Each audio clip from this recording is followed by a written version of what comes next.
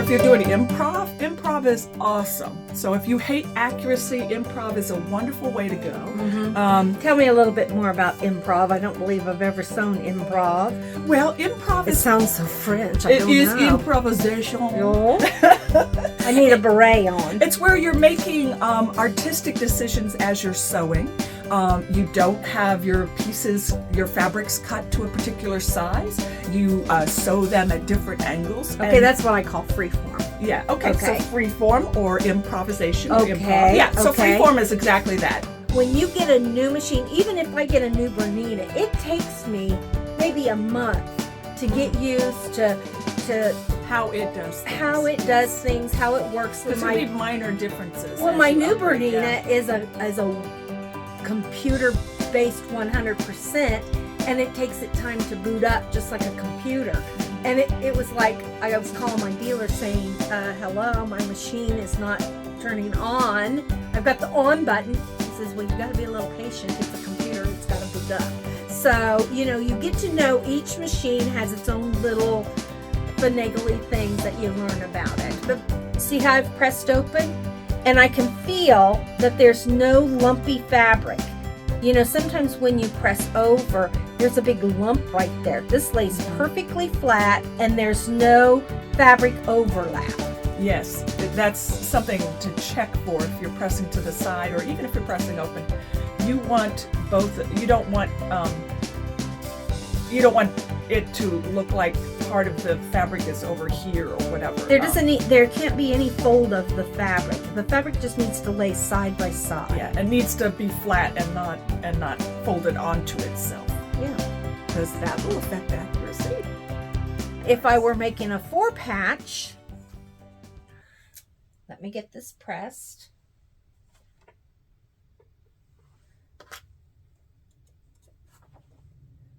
I even have a travel size clapper, so I'm very disappointed in myself that I did not bring my clapper. Very disappointed. Dawn, are you disappointed? I am disappointed. I think you are disappointed. So now here's my 4-patch, and I have to match these two seams. Do you see that? So what I'm going to do is I'm going to lay these on top. I'm going to get my pin, and I'm going to pull this top one back. And see how my seam matches up right there?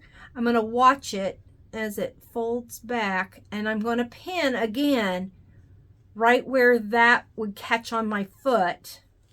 I'm going to line this up.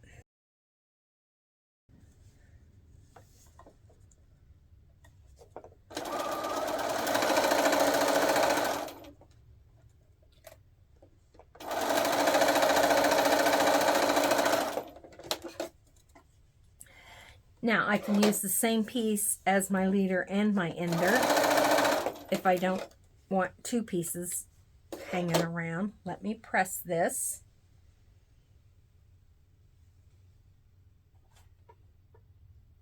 Having your pressing station nearby really and really your cutting helps. mat. Yes. Isn't that nice? It's nice because you can just now when I start putting my big blocks make things together, fast. yeah, it makes you much more efficient.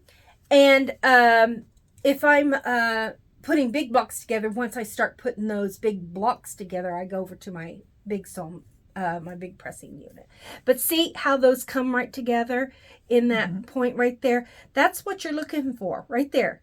So it's accurate. Okay.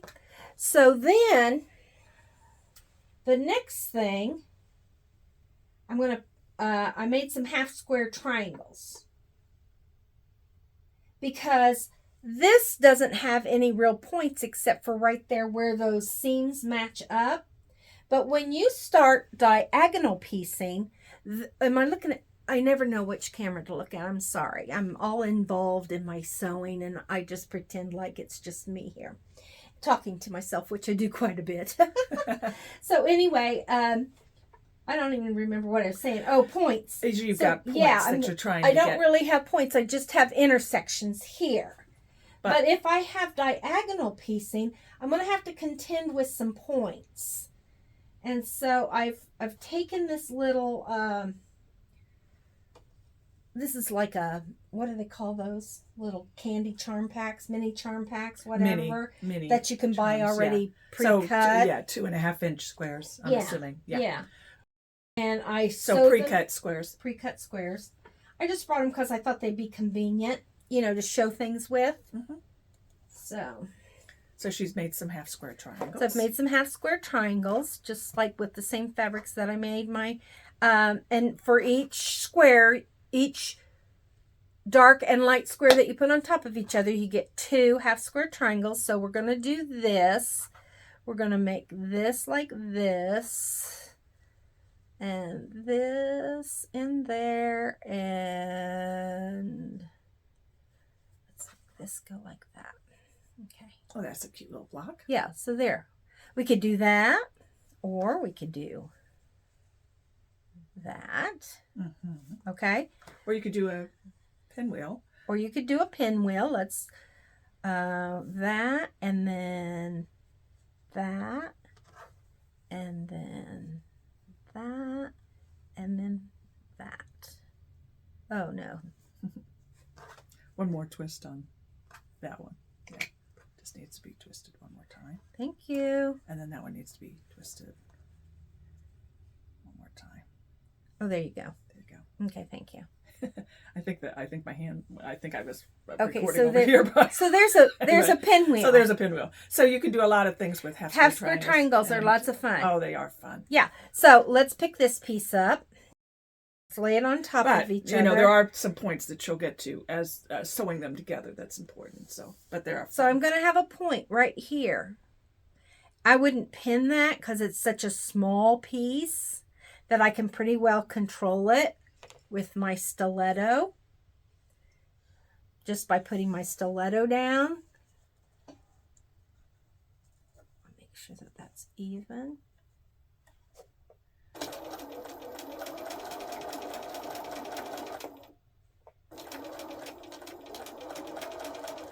Making sure that's going through my machine like that. Then I'm going to pick up the other one. This is called chain piecing, when you do one and then the other and then another and then another. Now my point is going to be up here. So I'm going to use my stiletto to get that under my foot. Make sure that's so all. It doesn't flip back. Make sure it isn't folded in any way.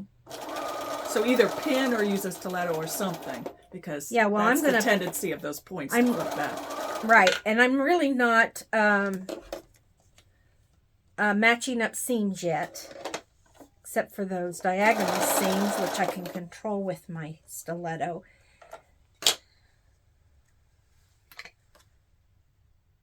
Now I'm going to press that open. And see, by having everything right here and handy, I can really produce, you know? Mm-hmm. So. Now, you may not have space to do this at home. Right. But I'm telling you, it's worth this, it if you know can. what? This is not very much space. Really, when you think about how much space I'm taking up, I bet I'm only taking up maybe 6 foot square. Yeah. Well, maybe but not it even depends that on much. having a small, intimate table like this that has this space on the side and whatever. But hopefully you can come up with a setup that's similar, because it's really efficient. Right.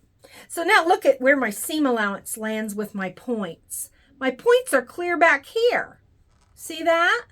Well, that's because if my point was here and I did a seam allowance of 1/4 of an inch, it would bite off my my point. Yeah. Really, so my point is beyond my fabric 1/4 of an inch, allowing me to put a seam there, and so both of my points can match up. All right. So you get this and you think, oh my gosh, what have I done wrong? Well, you haven't done anything wrong. You just haven't sewed your last seam yet. Now, this is where pinning for me is the most important, because now I need to match those points. And by pressing open, I can see where that point is. I'm going to stick my pin right in that point. And I'm going to come over here and I can see where that point is, and I'm going to stick my pin right in that point. And so what she's just done with the pin is she has aligned those 2 points, which will help her when create the proper result after she sews her seam. Yeah, so I've just stuck that in there just to keep it in place. Now I'm going to take another pin and I'm going to pin that. Okay, and then I'm going to bring that up. Now I'm going to pin this side too, because I don't want it. It has a tendency to kind of draw up. It wants to in this kind of situation. Yeah, move on me. So I'm going to pin that too. So that's the way I would pin, and then I'm going to even that up. Put that under my foot. Now this is going to be some bulk, and there's 2, 3, 4 layers of fabric, going from 2 layers to 4 layers.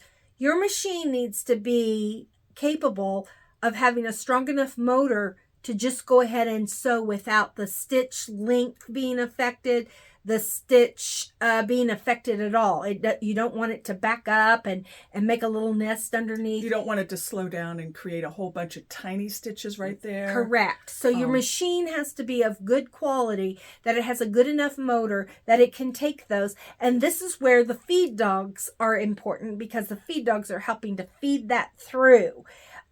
So anyway, as we go, now I can see right where that little point is. And I know I'm dead on because I pinned it, I can see it, and I can sew it. Now, do you slow down as you approach that intersection? It depends upon how much of a hurry I mean, to give your machine a chance to sew up the hill. You know what? My Bernina just will do it. Yeah. I just know my machine. That's another thing. I know what my machine is capable of. I know when I need to slow down. I know, I sew a lot of small, so I always am lowering my stitch length. Like my stitch length right now is 1.90. Yeah, we should have mentioned that as part of the prep before you sew. If you're planning on pressing open your seams, I recommend lowering the stitch length, and you do too. Right. And if I'm then sewing, you do it with miniatures as if well. I'm sewing a 1.5 or smaller piece, I will lower it to 1.5. So a standard machine comes at 2.5 millimeters. What we're talking about, how long the stitch is. So now I'm going to sew on my ender. Take that out of the machine. I'm going to press this open. And hopefully I won't make a fool of myself, and that'll have a nice, good point. Now, if you're not pressing open and you're pressing to the side, you'll have an awful lot of bulk there where those 4 half square triangles come together, and that's okay. You can do something called spin your seams. And if you watch my half square triangle videos that are on this YouTube channel, I show you how to spin your seams. I've never spun a seam, so when I watched that... because you press open. When I watched that, I was amazed. Oh, well, thank you. I didn't say I was amazed in a good way. Oh. I'm just kidding. Well, go home now. Get out! And that's the end of our episode. That's the end of Dawn. No. The cat doesn't want you here anymore. If you don't see Dawn on this channel anymore, you'll know why. So if you'll get a good shot of my beautiful points there. Yes. Look at that. Just gorgeous. And if we go way in and let it zoom, we can see, look at that. Oh my goodness. That's what you want to achieve. That's what you want to achieve. Hi, this is my sewing area, and I thought I'd bring you up here to show you how I achieve a accurate 1/4 inch. First of all, the setup.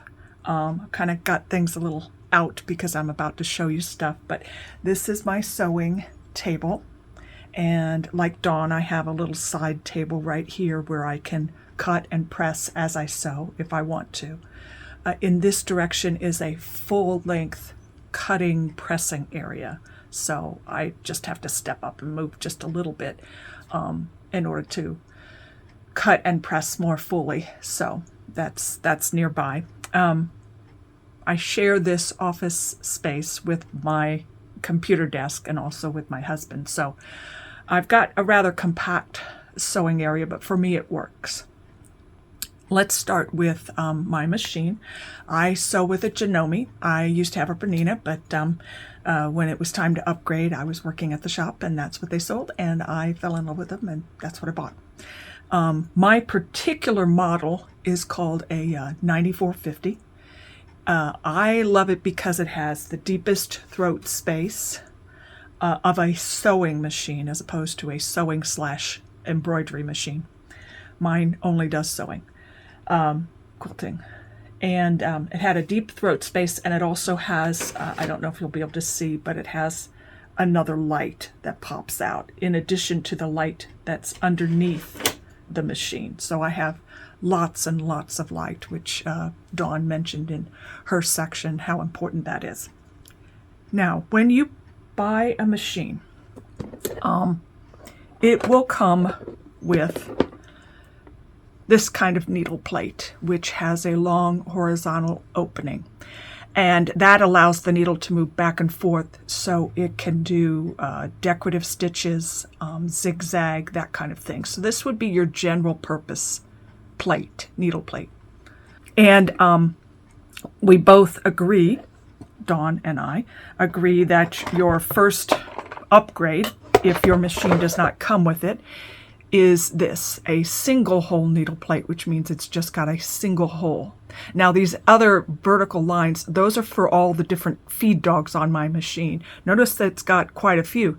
This machine has a kind of an AccuFeed kind of system that really helps it feed the material through underneath the needle at a lovely even rate, and prevents you from your material accidentally slipping or whatever. But anyway, I use a single hole needle plate so that there's less opportunity for the fabric and the threads to be pulled down during stitching, which typically happens at the beginning of a stitch seam.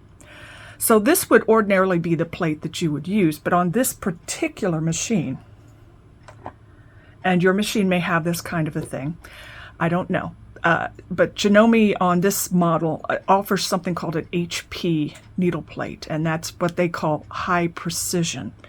And that plus the HP foot, which is this one, combine to create a system that provides me with an accurate 1/4 of an inch with like no fuss.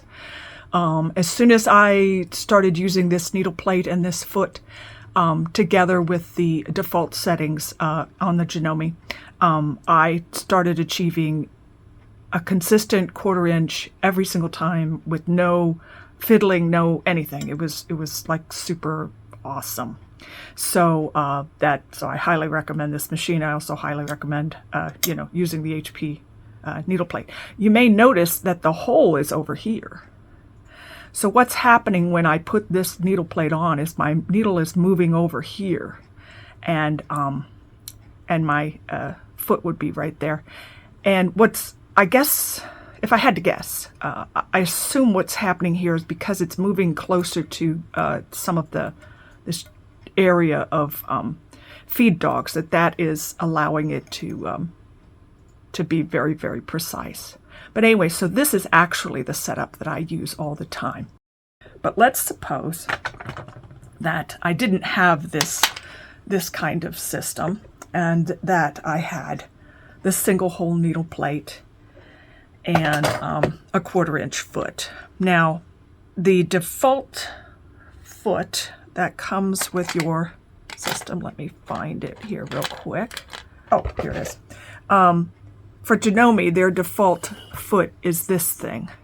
It's called their A foot. It's their general purpose foot, and notice it has a little zigzaggy thing.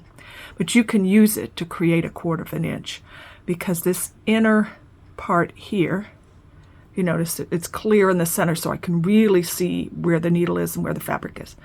And this edge right here is exactly 1/4 inch from the needle, so I can use this combination to also achieve a 1/4 inch, even though this is my general purpose foot. So as Dawn was explaining earlier, you need to not only understand the purpose of each of the feet included with your sewing machine, and also what options are available for you.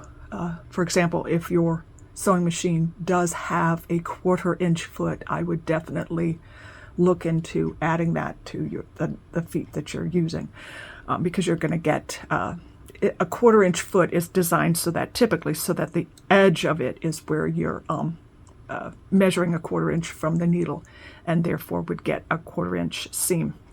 On this particular foot, it happens to be in the inner part where I'm guiding my fabric, and that gives a little bit more of the foot on my fabric, and I guess that helps achieve good results. So that's what I'm gonna test in order to be more generic and not the high precision setting that I have on my machine that happens to produce perfect results.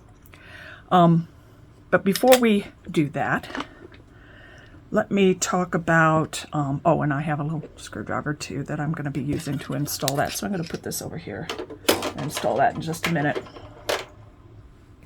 Let me talk about this. This is the Schmetz needle guide that we referred to earlier. I think we had a question as to what needle do you use? And as it turns out, both Dawn and I prefer to use a Microtex sharp needle. I do because I sew with batiks a lot, and batiks are very dense, and so I need a very, very sharp needle to sew with them. And if you look under the guide, here is the Microtex, and you'll see that it is a very, very pointy needle. It says down here, a very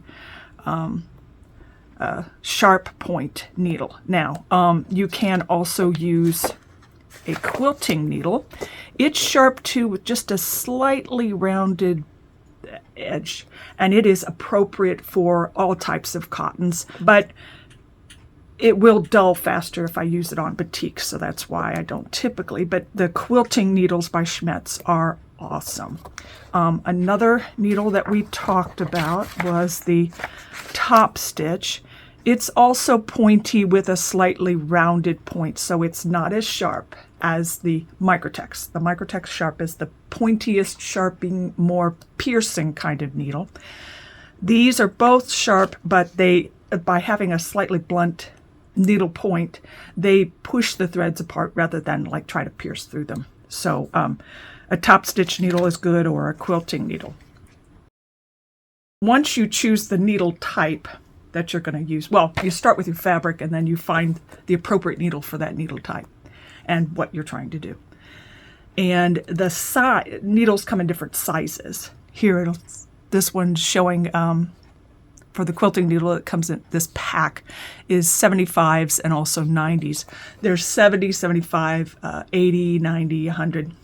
As you go up in a higher number, the thinner the thinner the needle becomes. And you match that with the weight thread that you're using. So if you're going to sew, as most people do, with a 50 weight cotton thread for piecing and or quilting, you'll want to match that with either a 70 or an 80 needle.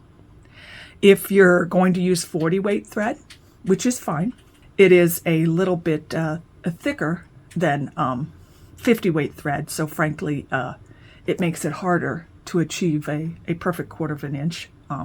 But if you do want to use 40 weight thread, you could go with either an 80 or a 90 needle size.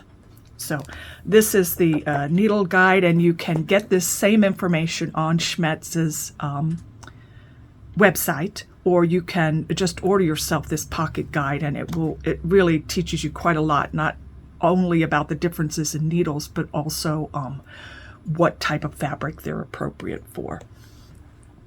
Something else we discussed when we were discussing thread, both Dawn and I like to use Aurifil thread, and their 50 weight, by the way, is the one that has the orange spool. They color code their spool so that you can tell what weight the thread is. And notice how the thread is coming off this particular spool. It's what they call cross wound, which means it actually crosses at times. It goes this way and then crosses that way, and that's how it comes off the spool. This kind of thread that's wound this way wants to be positioned this direction, horizontally on a spool, so it will come off and not snarl on anything. So that's how I put it on my machine. This is a lovely 50 weight cotton thread by Cotton and Steel. It was manufactured by Sulky for them, and it's a really lovely thread and comes in great colors. But it is a stacked thread, which means the threads are stacked on top of each other and don't really cross. I mean, these last ones are because I wound them on there. But essentially, this is stacked. So this is cross wound, this one, and this is a stacked thread spool. And this kind of thing wants to sit up like that. That's how the thread wants to come off this without snarling. So that means if I'm going to use this, I have to put it on a vertical spool pin. So, as opposed to this one. So let me set up my machine, and then I'll show you how I sew 1/4 inch. Mine has a little button here that ejects the, pushes it up and allows me to change needle plates. I have an inset. My sewing machine is set down into the table.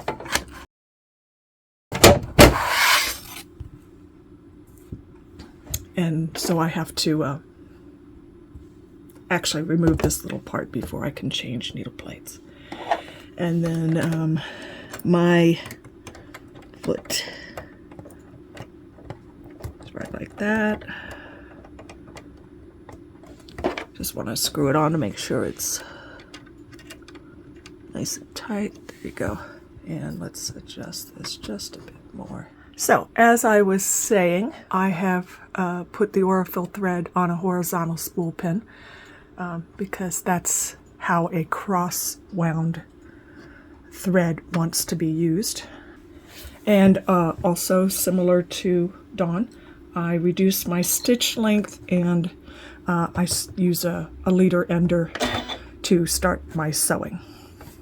Now, for us to do comparisons, I'm going to go ahead and I'm using 1.5 by 3.5 inch strips.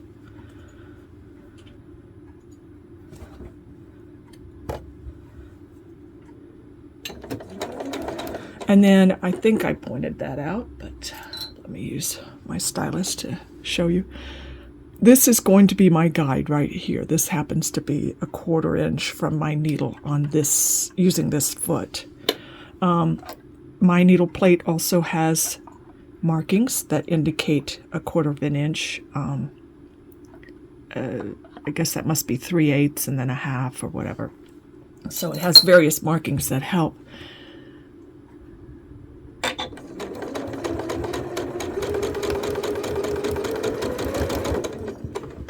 Just make sure that's...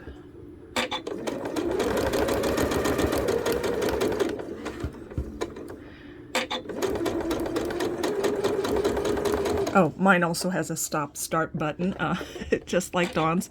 And just like Dawn, I'm really more used to using my foot pedals, so that's what I do. So anyway, I'm going to press this to the side. Okay, so when I want to press something to the side, I'm going to first finger press. Well, excuse me. First I'm going to set my seam.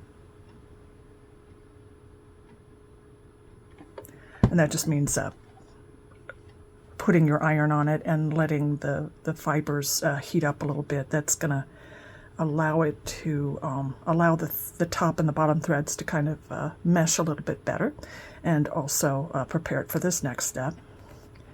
I just press.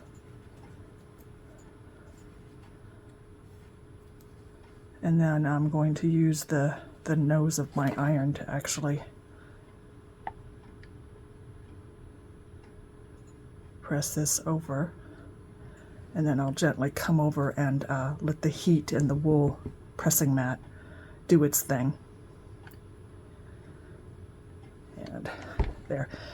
And this is not cut, it's not printed straight of grain, this stripe, and it wasn't cut using the stripe as a guide, so don't freak out there. But if we look, we'll see that I'm pretty much bang on. You want it to be, at this point, I had a 1.5 and a 1.5 inch strip, so you want it to be 2 inches. Oh, sorry. There, let me take the light off and move it up so you can see a little bit better. There. But as you can see, the halfway point is right at the seam. I'm exactly 2.5 at this, and it's perfect without me having to make an adjustment. So I happen to get a perfect 1/4 inch, but what do you do when you don't have a perfect 1/4 inch? Well, like let's say that when you measured it, it came out just like that, something kind of short, maybe just barely short of 2.5 inches. That means there's something wrong with your seam and it's too big because this thing ended up being too small. So what you would do then is you go back to the 3 pillars. First thing you would look at is your units. Did you cut them accurately? So you could take this apart or whatever and measure each one to make sure that it's exactly cut to size. And you're going to use the same ruler to measure the sewn unit. So anyway, assuming all the strips are cut exactly accurately, then the next pillar is pressing. You could look here and see, did I press a fold in here? Like if you had, it might look something kind of like that. Let me see if I can press a fold in there.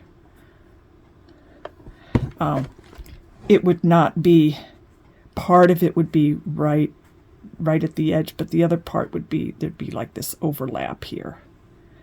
And so all that means is you just simply unpress, as it were, by flattening it.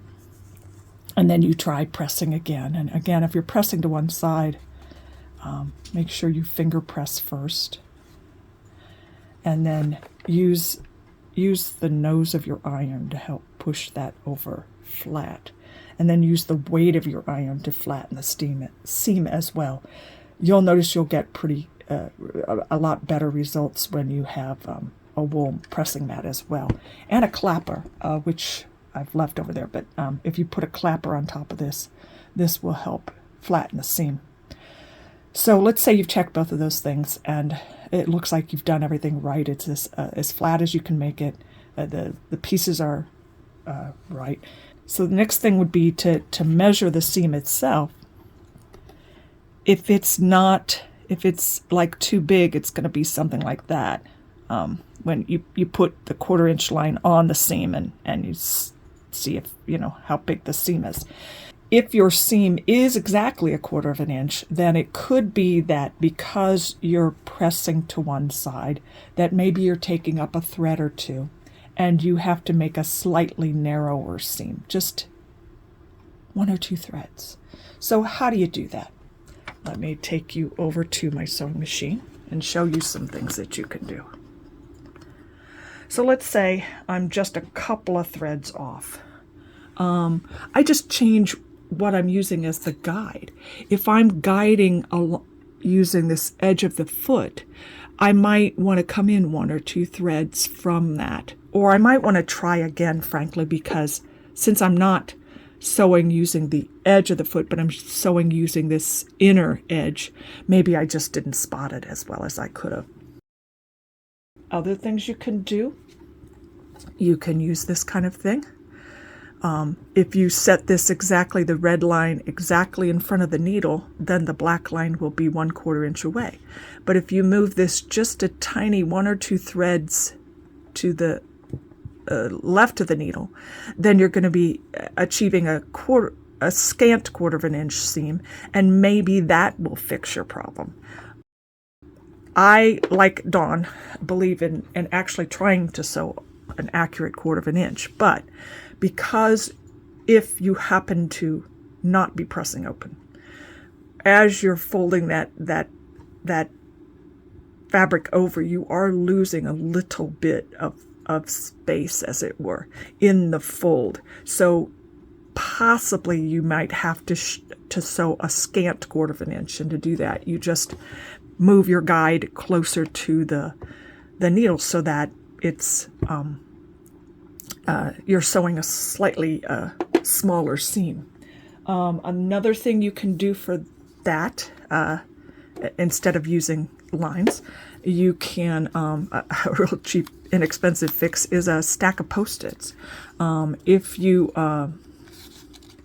take a big stack of Post-its, you could put them just slightly inside. The camera's in the way, so it's a little hard for me to see, but I'm assuming that's just maybe 1 or 2 hairs inside, and maybe that would be my guide for my as I'm sewing. So, I could use that as my guide and possibly achieve a scant 1/4 inch, and then maybe when I press, everything comes out measured exactly perfectly. But do not make this adjustment until you have made sure that you are cutting accurately and pressing as flat as you can. If you've fixed both of those problems, then the problem is in your 1/4 inch, and it could be the fold over allowance, if you want to call it that. So it could be that you have to sew with something slightly skinnier than an actual 1/4 inch. And the beauty of this is, obviously, you can pick it up and adjust it however quickly you need to and put it back down. And then when the stickiness on that bottom one no longer adheres, you can just toss that bottom one away, and you've got a whole stack of fresh Post-it notes that you can play with. So it's a beautiful, simple, inexpensive hack for trying to achieve a 1/4 inch, and here you've got your little guide. You can sew along that and possibly achieve perfection. There are other guides that you can get that are a little bit more expensive and actually designed for the purpose than a stack of Post-it notes. There are magnetic things that you can stick on. There are plastic ones that have like a sticky thing on the bottom, and you just put it on your machine. You could use any of those. Well, the magnetic one, I would make sure that it's not going to interfere with any of the computerized parts of your machine, so ask your dealer. But you can use those kinds of things and set up a guide. We did talk about the fact that some 1/4 inch feet have a little metal flange underneath that you can use as a guide. I don't like them so much because they can get bent as you're handling them and taking them on and off and whatever. So I personally don't like them, but they are available, and they might help you achieve perfection. Other things that you can do to help you if you're struggling with your 1/4 inch. Well, you can buy products. Remember how we talked at the top of the hour about sewing on a line, and how if you can sew on a line in certain situations, that's all you need to do. Like if it's foundation paper piecing, it has the line that you need to sew on in order to build that particular block. Well, you can buy things like Thangles, which are paper printed foundations for creating, in this case, half square triangles of a particular size. You just sew on the dotted line, and then you cut on the solid line, and you're making 2 half square triangles at a time. So Thangles are great if you struggle with trying to get your half square triangles to come out correctly. This is called sew and fold on a roll, and it's flying geese. So it's a template that allows you to make flying geese units, again, by sewing on the lines. So that's another way to reach perfection, or to deal with a 1/4 inch that isn't as accurate as you would like it to be. Another technique that helps when you're trying to achieve an accurate 1/4 inch is the use of certain rulers. For example, this is a square on square ruler by Creative Grids, and its purpose is for creating a square and square unit. And the way it works is you're cutting your units big and then trimming them down as you build the unit. So, and here's the example of the unit. That's just a variation of it, but that's what a square and square looks like. And trying to sew that traditionally is oftentimes very difficult because you're sewing triangles onto a square, and the triangle part is stretchy because it's bias. So using a ruler where you're making the unit bigger and then trimming it down to size is another way of achieving perfection, even if your 1/4 inch isn't absolutely perfect. And then this is a ruler by a different company that does similar things. It's called the Square Squared, and it is designed for making, again, the square and square units. And it's by a company called Studio 180 Design, Deb Tucker. And she has an entire series of rulers designed to create all sorts of different common block units. But the technique behind all of them is that you're making the unit bigger than it needs to be and then trimming it down using the special ruler as you go to end up having something that's perfect at the end. So with the addition of these types of rulers in your repertoire, you can, that's another way that you can perfect your 1/4 inch, as it were. Oh, before we go, there was one more thing, another tip I just remembered. Let me show you. And I wish somebody had told me this when I first started out. But let's say you're, it helps if I put them right sides together. Let's say you're sewing this. Just make sure you've got them on there correctly. Then you're going to sew it, and again, you're using a leader. And you're using whatever is your guide to help guide you. Now, here's the little tip. Make sure as you're sewing, and you may be sewing multiple units at a time, like for example, if I wanted to sew the last part on this one, I might be sewing chain piecing as it's called. Might be sewing from one to the next. Just make sure that as you're rushing to sew these units, that you sew to the end. And what I mean by that is you've got your fingers on, or the stylus, on your fabric, and you're maintaining or guiding it through the whole process under the needle. And you don't give up just because you're getting close to the end, because if you do, then something kind of like that will happen without you paying much attention. Now, I exaggerated, but you get what I mean. If I don't pay attention and sew through every single piece, then the ends of my seams will not be a perfect 1/4 inch. It will have kind of gone off. It will veer off. It might be a bigger 1/4 inch than I want. It might get skinnier. Who knows what. So make sure that you keep your eye on the prize, as it were. That you maintain control of that fabric the whole way through. Not just at the beginning, but the middle and the end, so that you can get a consistent 1/4 inch all the way along the whole way and not fall off at the end and mess it up. Because that is a very, very common thing that happens all the time. And if you pay attention to the entire sewing process, you will get a much better seam. So, and if you need a little stylus or something to help guide you, that's great, or your finger or whatever. Just, you don't need to push. Do not push your fabric underneath. Let the feed dogs do it for you. All I'm saying is make sure that you're still guiding it to be a 1/4 inch from the needle, and that you're not like looking over here and getting the next piece and not paying attention to what this piece is doing.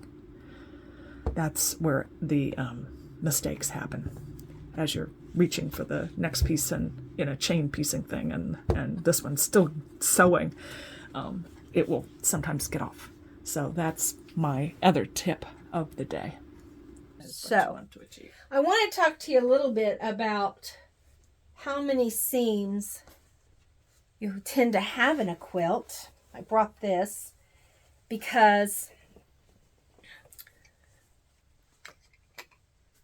this, when I sewed it together, they were 2.5-inch squares. So when I sewed it together, it was a 4.5. So I had to cut a 4.5-inch alternate square. Mm-hmm. So every one of these had to come out to be 4.5 inches because it had to be paired with this one. But then, plus, I'm noticing you've got a pieced border here. That's the reason I brought it, is because now look at all these seams. 1, 2, 3, 4, 5, 6, 7 seams. 1, 2, 3, 4, 5, 6, 7 seams. If I had been off one thread per seam, that's 7 threads. And if you take one of your pieces and you count 7 threads, that's going to be probably 1/8 of an inch. Yeah, you won't believe how significant that is. Yeah. And so if you're wondering, when you've got an outer pieced border for a quilt, why it's not going to fit, well, it's because you weren't accurate within the center of the quilt, or accurate when you were sewing if you've got a piece, border, whatever. Which is, with my patterns, I will tell you how big everything should be, so that as you can double check yourself as you're going, so that when you get to things like a pieced border or whatever, you can hopefully have success.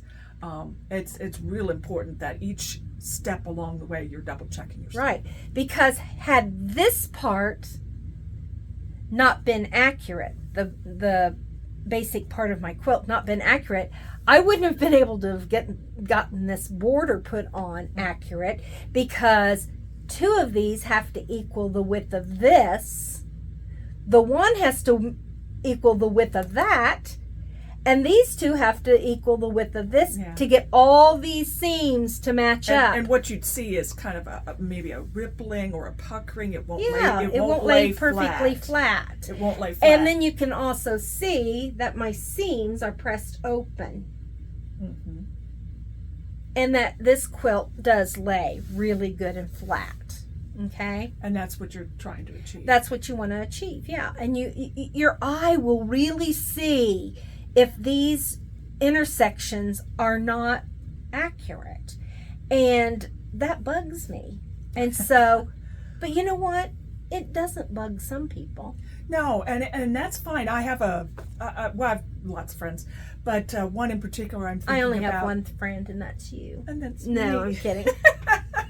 Because you have a lot of friends, and I wanted to make sure everybody knew I have some friends too. She has friends too. Anyway, I'm sure we all have a friend who just kind of quilts with abandon. Yeah. And the quilts never really lay flat, but they produce things fast, or they produce They're enjoying the process. And really that's what it's about. But for me, having a quilt that will lay flat is part of the enjoyment. That's my enjoyment, is seeing how accurate I can be. Some people, their personality is just not like that, My ducks all have to be in a row. So I'm guessing you're not really an improv kind of, or... Yeah, I would say I'm not an improv free-form kind of no. gal. And I've never been, even when I went to art school, I could never get into those abstracts. That's just not your thing. That's just not who I am. I'm just very structured and orderly, and precise. Yeah, and I'm not like that in a lot of my life, because I don't care if my underwear's folded. It can just be wadded up and put right in my drawer. I don't care. My spice jars are not all facing forward in alphabetical order. I suppose if I cooked, mine are. Yeah, I suppose if I cooked a lot, they would be, but I don't really care. I have cinnamon, pepper, and salt. That's basically what I have in my cabinet. We have, and vanilla. One couple Christmases we we're getting off topic, but digress. I couldn't. I know. She's the educated one. one. I just it's senior moments. Okay. But anyway, I for Christmas, a couple Christmases ago, I asked for a new spice rack and found this one on Amazon, that's some handcrafted thing that's, oh my God, it's gorgeous. And it holds, I don't even know, like all the spices in the world. Wow. So we use a lot of spices, herbs, and things in our Awesome. cookings, and it just makes it so, Yeah. it's very beautiful, plus it just Yeah. really makes it easy. Salt and pepper, that's me. I'm a salt and pepper kind of gal. Well, and that is the foundation, salt, pepper, I spend all my money on sewing gadgets and sewing stuff, so I have no money left over for spices. I'm sorry. I was thinking, and I think we went here before. I think Yeah. you're not a baker cooker. I'm not you're a domestic diva. Yeah, no, at that's anyway. the kitchen isn't really her fun place. So. No, right here. This is my fun place, sitting behind my sewing machine. Get that. There is That's no doubt. That's a nice tip. There's no doubt that you want them to know which machine is yours. Usually, people stick it on the back, but I just stuck it right there because I don't know why. Because she 'Cause likes to look at her name. I might forget who I am, and I need a little hint. Just in case Dawn is wondering who Dawn is. Right. So It will dawn on her. it will dawn on me to look at my sewing Oh, look machine. at the sewing machine. Right? And when she smiles, that Dawn smile, I know she's got a joke in her head. And she's ready to either play one on me or just make, do a little double entendre. Sometimes they or go right over her head, but Please don't replay any of our videos because you'll see where they've gone over my head. As part of preparing to sew, you should oil it if it's a new project or whatever. You make sure that you keep up the maintenance of your machine. You should change the needle to a fresh needle.